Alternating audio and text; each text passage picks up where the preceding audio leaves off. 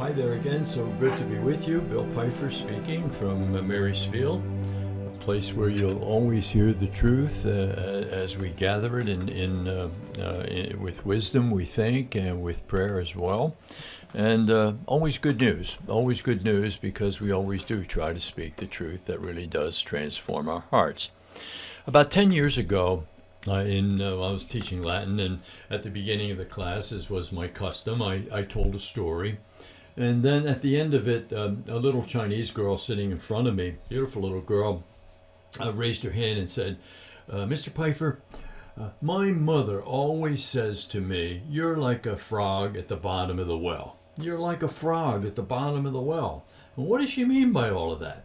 So I thought for a moment, and I thought, well, if I can do something here, this could be a really good teachable moment.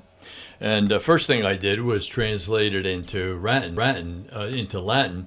tu es similis rani in imo pectore. So we got a little Latin up there on the board. And then I drew a little well and then tried to think about what her mother was saying. And so I drew a couple of perpendicular lines with a little frog at the bottom. I said, what is it like to be a frog at the bottom of a well? Well, it's a little discouraging. You look up and you can't see anything.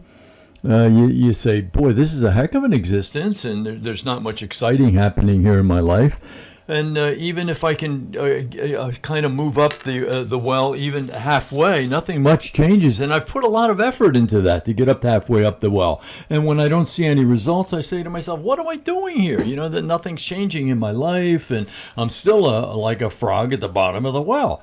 And so I get up to all I can see is this little piece of the sky, even halfway up and 3/4 up. Might increase a little bit at an angle like this, and a lot of work to get to that spot. And I'm saying, what is this really about? Is this worth doing?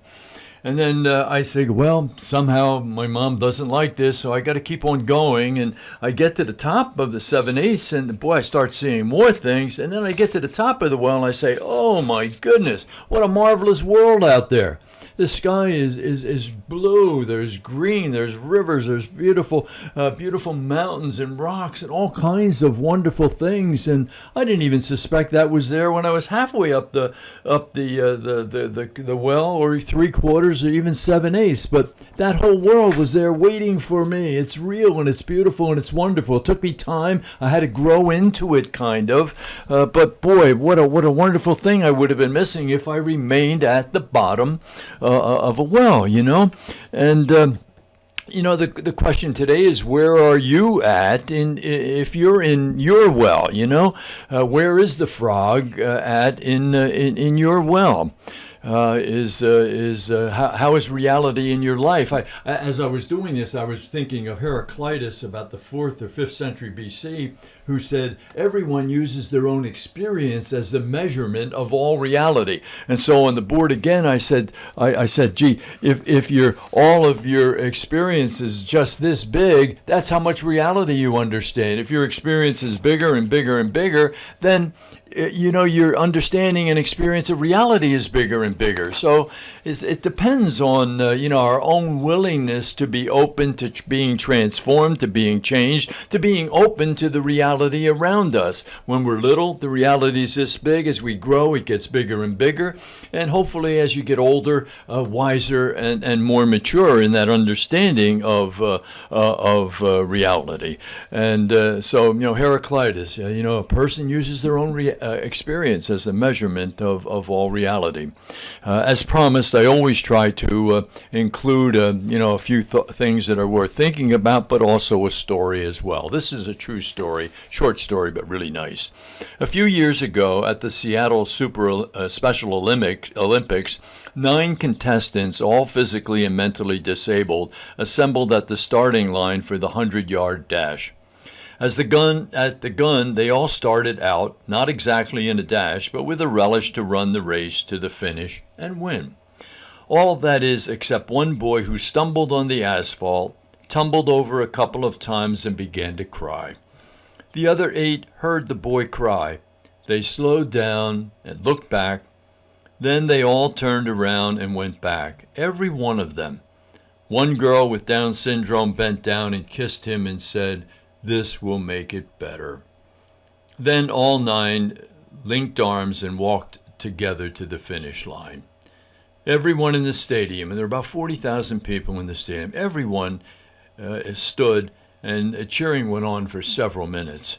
People who were there are still telling the story. Why? Because they recognize the humanness, the kindness, the charity, the love, the transforming love. We believe that one act of love transforms the universe.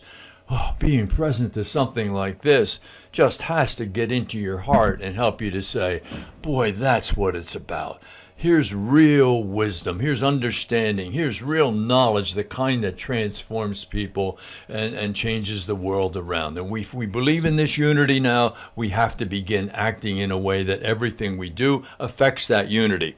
And all of the negativity that happens in the world affects it as well. And boy, there's bushels of that at the present moment. So, even if our life is growing older and slowing down, we can always change our course, and we really do indeed need to do that. So again, if you want to be happy tomorrow, you have to do the truth today. There's no other way of making things that are good happen in your life. Good to be with you. Hopefully look forward to seeing you again tomorrow. God bless.